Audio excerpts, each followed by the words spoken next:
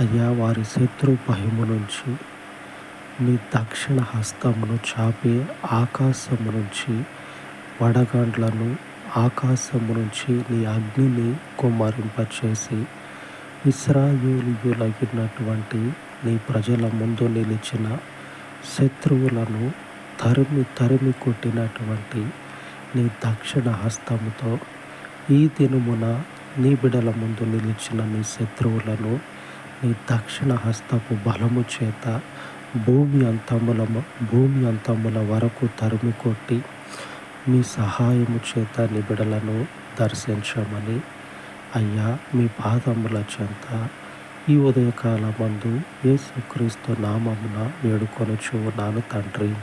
ఆమేన్, ఆమేన్.